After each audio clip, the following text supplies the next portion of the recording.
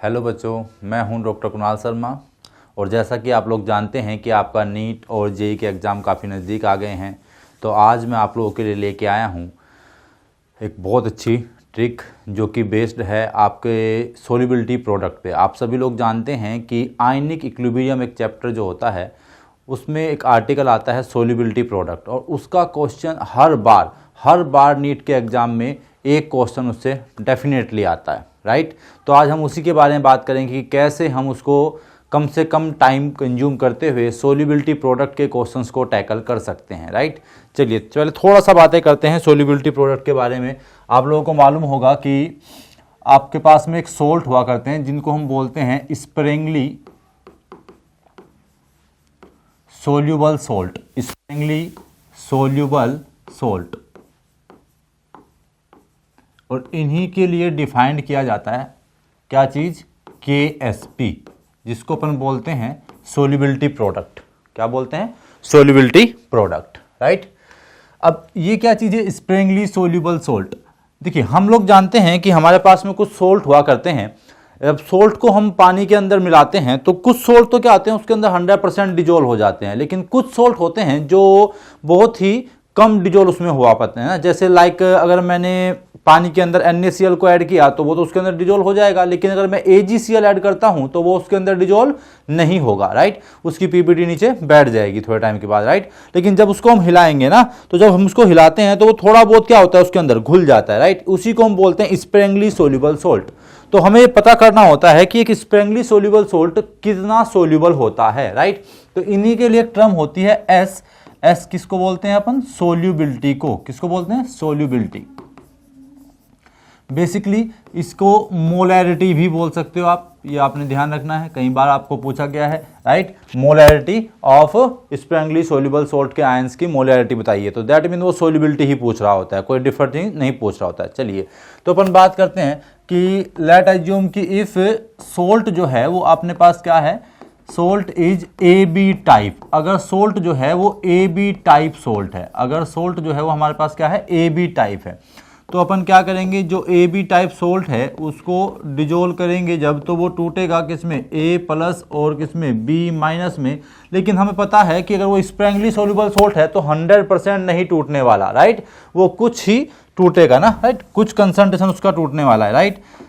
तो अगर हम कहें कि इनिशियल टाइम पे 1 था तो ये कितना होने वाला है, 0, और ये कितना होने वाला है, 0। लेकिन एक टाइम के बाद, ये इनिशियल टाइम पे और कुछ टाइम के बाद हम कहते हैं कि ये 1 में से क्या होता है, S सोल्यूबल हुआ।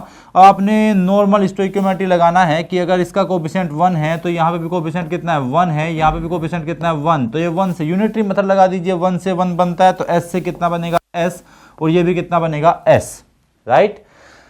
एक और इंपॉर्टेंट बात, KSP जो है वो क्या हुआ करता है, इंडिपेंडेंट होता है। क्या होता है? इंडिपेंडेंट हुआ करता है। किस चीज से? Independent from concentration of salt. Concentration of salt, salt की कंसंट्रेशन से क्या होता है, ये इंडिपेंडेंट हुआ करता है।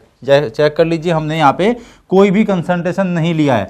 आपकी तरफ से वो जो सोल्ट है उसका कंसंट्रेशन अगर 0.1 दिया है, 0.2 दिया है, या 0.3 दिया है, 2 मोलर दिया है, x मोलर दिया है, कुछ भी, डज नॉट मैटर, कोई फर्क नहीं पड़ता। आपने हमेशा क्या लेना है, 1 में से क्या करना है आपने, ऑलवेज S क्या होगा, वो सोल्यूबल होगा। और फिर यूनिटरी मेथड के अकॉर्डिंग आप पता करेंगे कि ये कितना आपकी मोलैरिटी होगी आयंस की, वहां पे किसकी मोलैरिटी होगी, आयंस की, राइट। अब KSP कैसे डिफाइंड होता है? KSP आपका हुआ करता है, आप जानते हैं कि ये जो सोल्ट है ये तो क्या होने वाला है, सोल्ट होगा सॉलिड। क्या होगा? सॉलिड। तो उसका जो कंसंट्रेशन है इसको अपन क्या मानेंगे, 1 ही मान लेंगे, राइट। तो क्योंकि S जो होता है, वैसे भी अगर देखें हम तो स्प्रिंगली सोल्यूबल सोल्ट का मतलब क्या है, स्प्रिंगली सोल्यूबल सोल्ट का मतलब है ऐसा सोल्ट जो बहुत ही ट्रेसिस में क्या हो रहा है, सोल्यूबल हो रहा है। दैट मीन S की जो वैल्यू है वो बहुत छोटी है।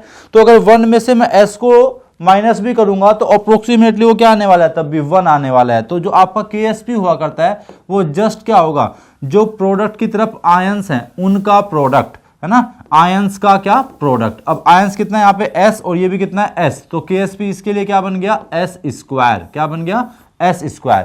अब देख सकते हैं कि अगर यहां पे ये क्या होता, ये AB टाइप नहीं होता, अगर ये A2B टाइप होता या फिर ये A2B3 टाइप होता तो डेफिनेटली यहां पे कोफिशिएंट्स क्या आते, डिफर आते, और KSP की वैल्यू क्या आती, डिफर। तो हमें क्या मुश्किलें हमारे सामने आती हैं कि जब भी कोई क्वेश्चन बनता है तो उसका KSP हमें उसी टाइम पे फाइंड आउट करना होता है। तो आज हम बात कर रहे हैं इसी बारे में, एक ऐसी ट्रिक के बारे में जिससे आप किसी भी सोल्ट का KSP आसानी से कैलकुलेट कर सकें, राइट। हम कह रहे हैं ट्रिक फॉर KSP। कैसे फाइंड आउट करेंगे? अब आपने याद रखना है किसी भी टाइप का सोल्ट है उसका जो KSP है वो आप होगा P की पावर P इंटू Q की पावर Q इंटू S का पावर P प्लस Q। ये हमारा एक ट्रिक है। मैं समझाता हूं किस तरीके से आपने इसको अप्लाई करना होगा यहाँ पे, राइट। P क्या होगा? P आपका होगा number of ions of A और Q क्या होगा? जो नंबर ऑफ आयंस होंगे किसके? B के। बस यही आपका P और Q की वैल्यू है। फॉर एग्जाम्पल, अब चलिए एक एक करके देखते हैं।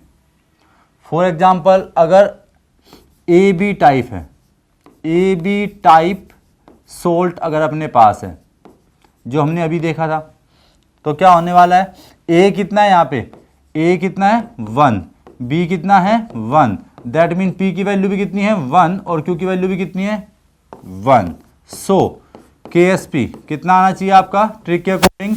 P की पावर P दैट मीन 1 की पावर 1 इंटू 1 की पावर 1 इंटू S की पावर 1 प्लस 1। दैट मीन आपका जो KSP है वो डायरेक्टली क्या आ गया? S स्क्वायर, राइट और रॉन्ग? अब मान लीजिए कि सोल्ट जो है वो A2B टाइप है। क्या है? A2B type. अब चेक कीजिए, A कितना है? 2, B कितना है? 1। दैट मीन P की वैल्यू 2, Q की वैल्यू 1। तो KSP बताइए अब क्या होगा? सो KSP क्या होने वाला है? KSP होने वाला है 2 की पावर 2 इंटू 1 की पावर 1 इंटू S की power 2 plus 1। That mean directly आपने इसका KSP निकाल दिया 4S क्यूब। तो इस तरीके से आप बहुत आसानी से किसी भी सोल्ट का KSP कैलकुलेट कर पाएंगे, राइट और रॉन्ग? अगर आप KSP कैलकुलेट कर पाएंगे तो आप उसके आयंस की कंसंट्रेशन बता सकते हैं। आप वहां पे जो PPT वाले क्वेश्चंस बनते हैं उनको आप कैलकुलेट कर सकते हैं, राइट। इसी तरीके से चलिए आप लोग ट्राई कीजिएगा। आपने A2B3 टाइप सोल्ट का A2B3 टाइप सोल्ट का क्या करना है?